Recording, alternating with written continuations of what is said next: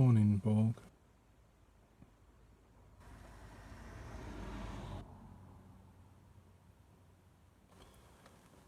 We're back in the old routine.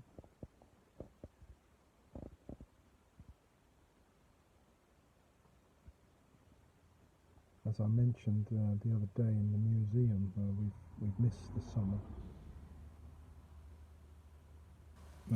completely, really, for one reason or another. Now we're back in the car. Children are at school. We've got our little slot of time, and I guess we'll pick ourselves up. We had high hopes, as usual, for a campaign to catch the seasonal effects of the summer, which is never easy to do. But this time, a pretty good illness knocked us out, and that was the end of it, really. Today we're back out in an old spot. I'll just show it to you here. You remember that, Borg? From earlier in the year, possibly around March and April. We were out there doing a study of birch trees and banging on about the crypto art madness. Well, guess what, Borg? It's now late summer coming into autumn, and we're going to do exactly that again. You'll notice, though, that this time we've got full bloom of leaves all around the birches, so it's going to be a whole different ball game in there.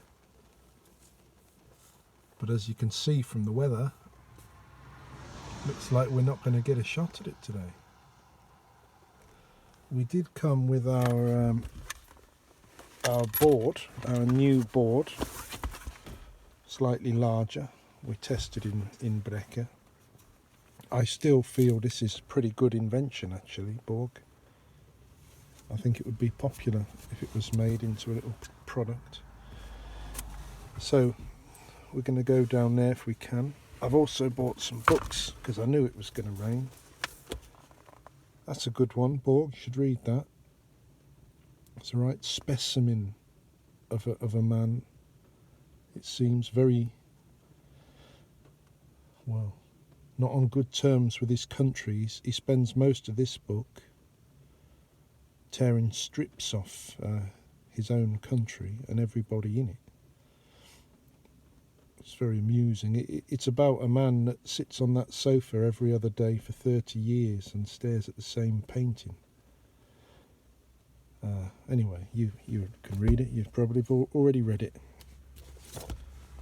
I've been having a little read of this Japanese author. These are short stories. Writes very clearly and calmly and creates a lovely little atmosphere there, Borg, so you can read that. Of course, I'm supposed to be doing writing for this residency I'm in, and I'm not a writer, Borg, so I can pick up tips from the likes of this one, or at least learn once again that it's rather good just to speak rather plainly and get it said economically. I wonder what you'd make of that, Borg. Would you grasp it? Would you grasp the subtleties? Would you like it? Pale Fire, one of my favourites. It's a very clever book. Too clever, really. It's the fella plays games with who's who and what's what, let's say. But what I've been reading is the poem, extraordinary poem. You half suspect it's a joke, that he's playing a game, But then again, you read it and it seems quite extraordinarily good. The main thing to show you, Borg, as we touched on in the last video, we've gone all Cézanne, and it's not our fault, Borg. It's because of the change. It's because of the change in the season. So we're looking not to be like him or paint like him, because that is impossible. Because he took things to extremes we couldn't dream of. But we can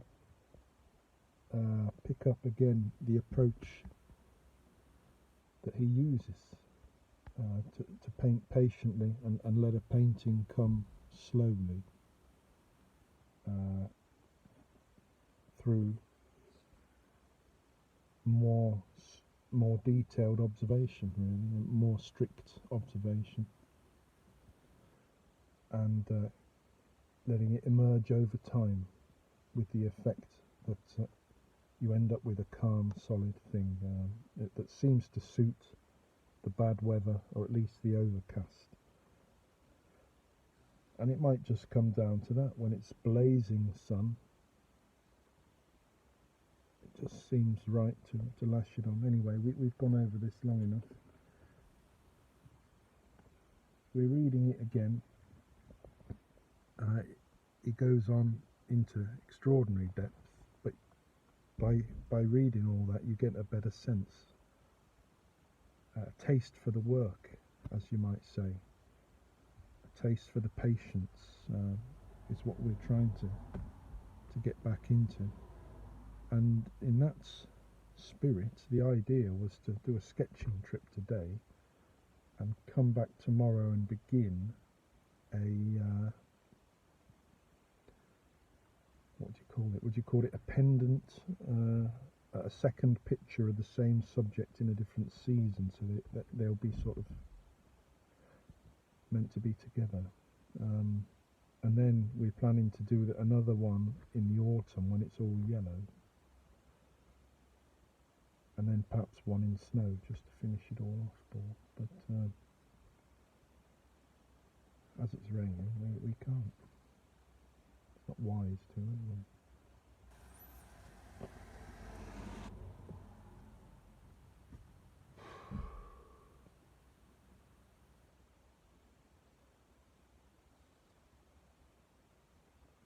The other thing that has happened regards the crypto art business is this Damien Hirst affair, which is it's confusing. It is. What can you say? I mean, we've mentioned before he'd been hired to do this project. And then we mentioned also it was coming out on this palm, which might be suitable for normal people, normal artists, we hoped, because it's environmentally less damaging. But it's not clear at all whether anyone can join this, or whether you have to be a megastar artist and be selected, and then you will be promoted for the duration of some campaign where your work is dropped and everyone fights over it. That's certainly what's happened with the Damien Hirst affair. Some painfully contemporary art like organisation or website called Henny, it appears, has partnered up with Palm to do the art wash on all this, trading. And there's some baffling things in there. I mean, it turned out they were dropping all these things, and you could apply to get one. I think I may have mentioned this, so I applied to get one. Eventually got an email back saying no, you didn't get it, but I knew I wouldn't, because they gave away these clues, like clues that suggested they were really only interested in serious investors that might be buying maybe 100 or 1,000 at once or something like that, because you know, it stated you had to state how many you wanted, and by doing that you had to commit to buying that many. So they're probably thinking there over at Henny that they're only going to consider people that take, you know, at least 50, which would be what, 100 grand. Another clue was that they said that you'd increase your chances if you clicked that you were a holder of these other crypto art assets. For example, the crypto punks or crypto kitties, or I think it's hash masks. These farcical things. If you click that you're an investor in those, you've got more chance to be offered one of these things. So it's an extraordinary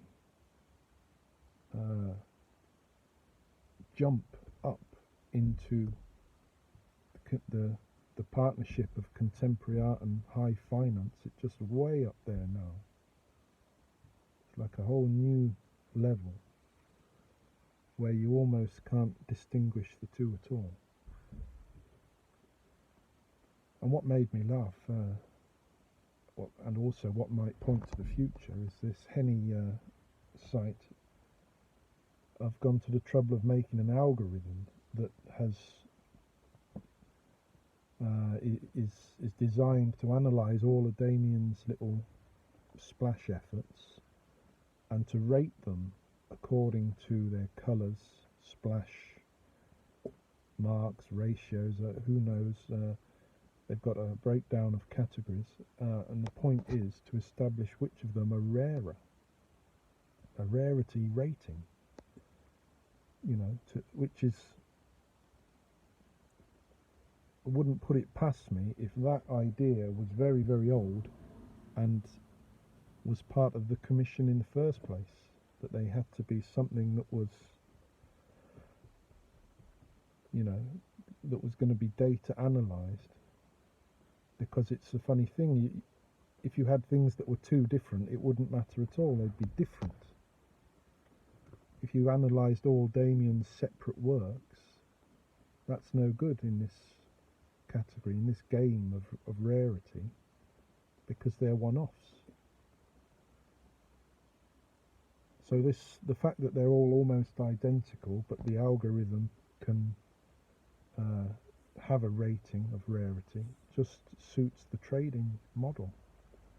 And inevitably, that is surely, Borg, we can see that that's going to be an aesthetic change. I mean, already myself, for a joke, I've been thinking of ways you could create series and collections in such a way that they'd be subtly rare, you know, have a subtle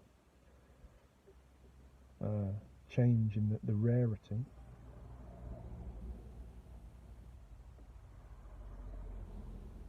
Which is all very strange in a way, Borg, because you know, art, normally it's about the originality. You buy a Van Gogh for 80 million because that's the only one. Now someone might trade the rarest Damien Hirst splash effort for millions more because it's got, you know, tiny bit more cyan in it or something. Anyway, we've continued to keep an eye on it, and it seems rather clear that the art world is all over it. And you know what it is as well, Borg? It made me think. It reminded me when I used to study a little bit of the history of art, or rather a little bit of what we would call critical art. How would you explain that? Art that isn't for the money, it's meant to contain some meaning or to reveal some truth about, you know, a subject or a political situation, and in doing so the art offers some critique of society or something like that. You look it up, Borg. But one of the, perhaps the greatest period of critical art might be institutional critique, which we studied a lot. Very, very interesting, you've got to say it is. And the way it's gone on and changed as well is very interesting, existing to this day. The point, I'm not going to go on about that, you can look it up. But after that, extreme critical art that was going on in the 70s and 80s, but I mean, it's noticeable, and people have said it. After that came an enormous boom in, you know, commercial art, really, in the 80s. A fresh, enormous boom, and everything changed, and critique, institutional critique, just some little side issue. Everyone's back on the money, and that fella's smash plates and that. Could you say the same now? Could you say the whole saga of anti-capitalist art, anti-neoliberal art, culminating in Occupy and then steaming off into Trump and austerity, can you see that now as sort of being just pushed away, and the art world is now just doubling up on the money madness via the crypto, the blockchain, crypto art possibilities? That is what's happened. Whether you can, it'd be worth discussing it like that, I don't know. But look at us going on in the rain. It's time to call a halt to this, Bob. Perhaps it would be possible to get over there, race over there, and under the cover of the trees, it might be all right, Borg. Shall we have a look?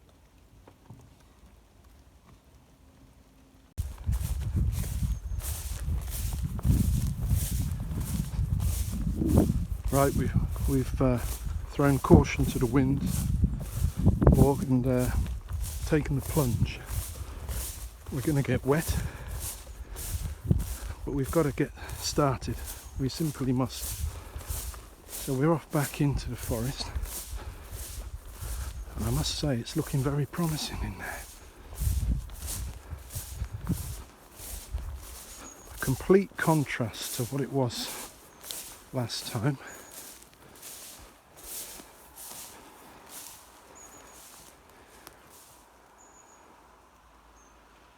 What we're dealing with there is, well, that's a hell of a subject. That's what we're dealing with. Thinking in Cézannean terms, the years and years and years of work in there. And look at the growth as well. That's extraordinary.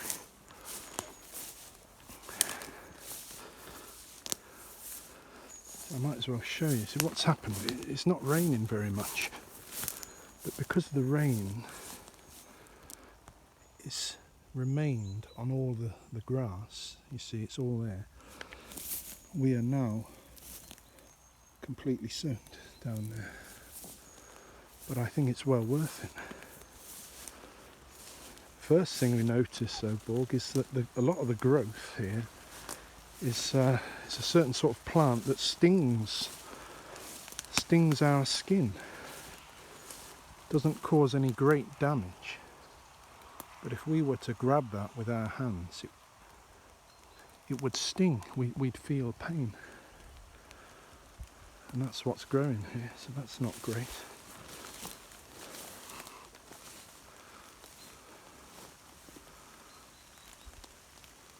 Oh, the rain's picking up. I just wonder if we should try and make our way to the exact spot we took the other study from. I think that's what we'll do. Well, I believe that's it, Borg, more or less. Unfortunately, that is in an area of high plants, which is a bit unpleasant, I must say, because there's a lot of mosquitoes, and the fact is we don't know what's down there. We can't see. I'm not worried about attack. It's more, you know, there could just be a lot of dead animals or something. So while that would be nice to get the exact thing, I don't fancy it. We're going to look for something where we can stand a bit better. Maybe something like this.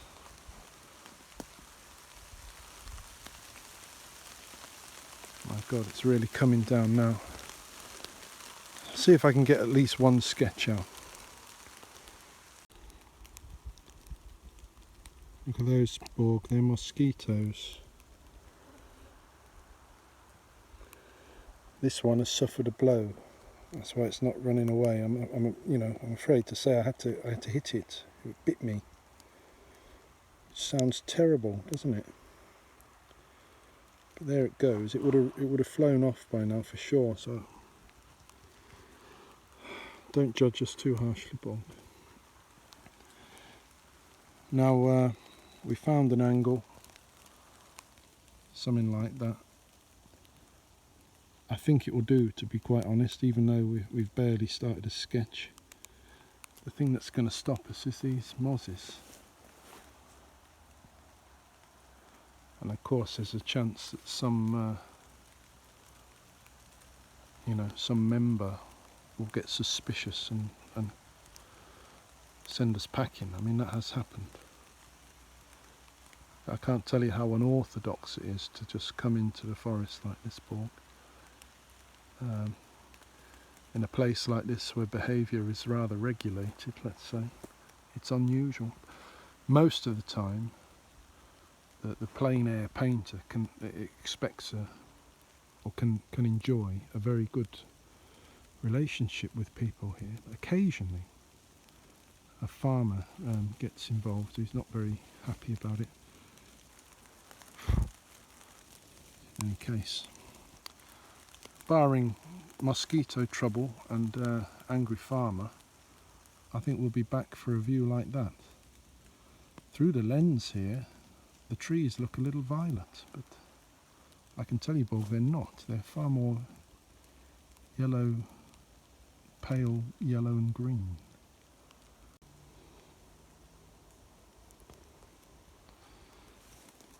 Well, there's a second little angle there, Borg, which I think is better. And that, yeah, what can we say?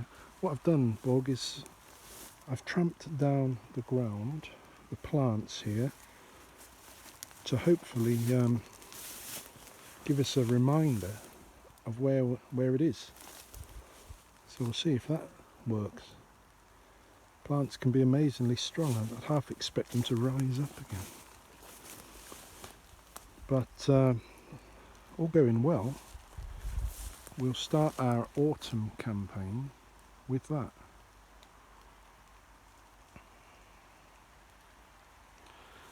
I should say, however, Borg, time will be even more limited if we're successful in our application to the position of postman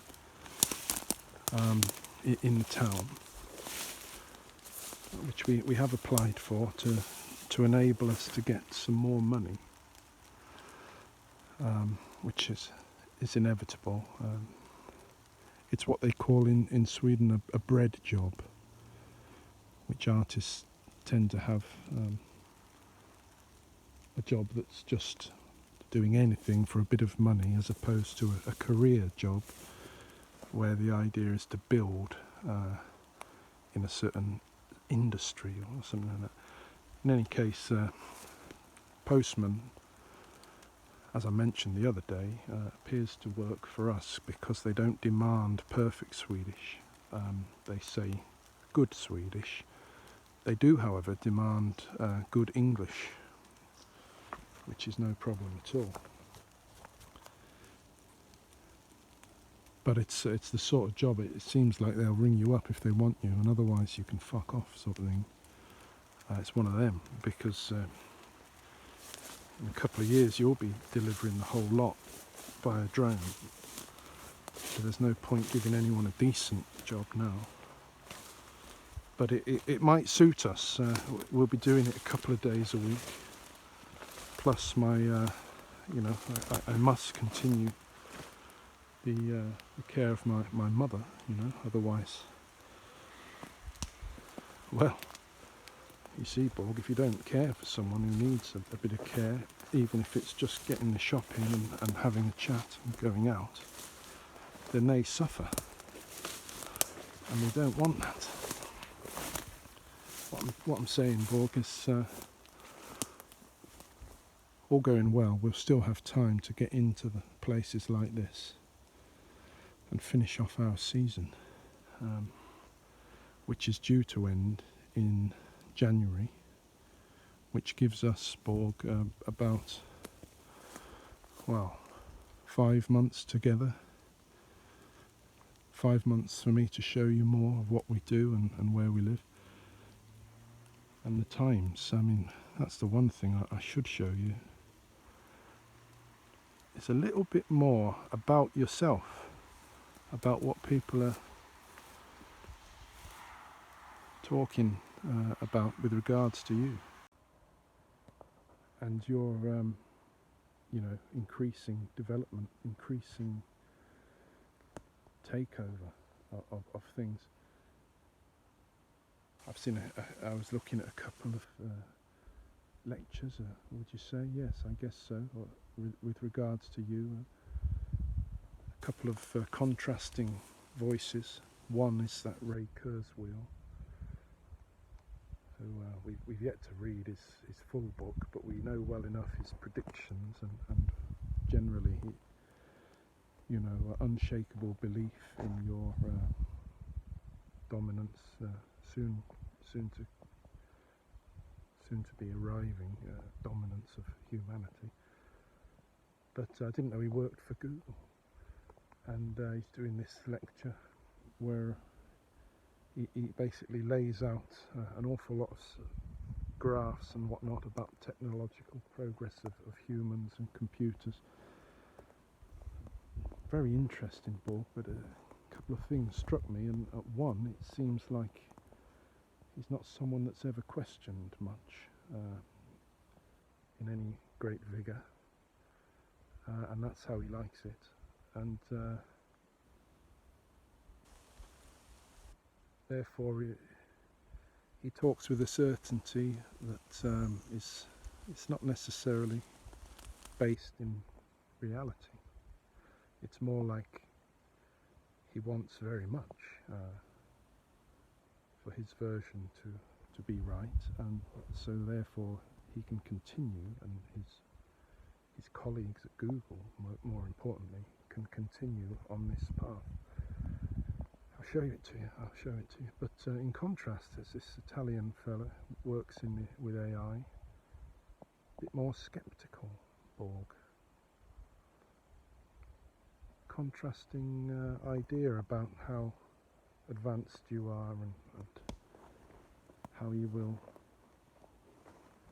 take over things, how likely it is a singularity will be reached. He talks about the Turing test, Borg, which is, as you'll know, the test of, is it consciousness? I'm not sure if it's consciousness, but it's a test where, to pass the Turing test, you will have to pretend to be human, and a human will not be able to notice that you're not human. And this Italian skeptic guy, he made a very simple point, which I must show it to you, but he basically said there's two ways that could be passed. One is that you advance so dramatically that indeed you convince a human that you are human. 2, the alternative is that people basically decrease. The intelligence of people decreases to such an extent that it would be possible for a computer, sorry, I don't mean anything bad, but a computer to fool another human that they're real, which, considering the way it's gone with the tech, is an interesting thought indeed, Borg. But it's not one for the woods, is it? All I'm wanting to say is time's running out, and we've got a few things we if we're even remotely serious about our theme, Borg, of showing you a bit of our state, a couple of things we have to show you. And of course we are not the expert here. That's not the idea. The idea is to show you we've made a character of ourselves, haven't we, Borg? Basically, for what it's worth, we're your guide, and on that basis alone, we'll show you what we find.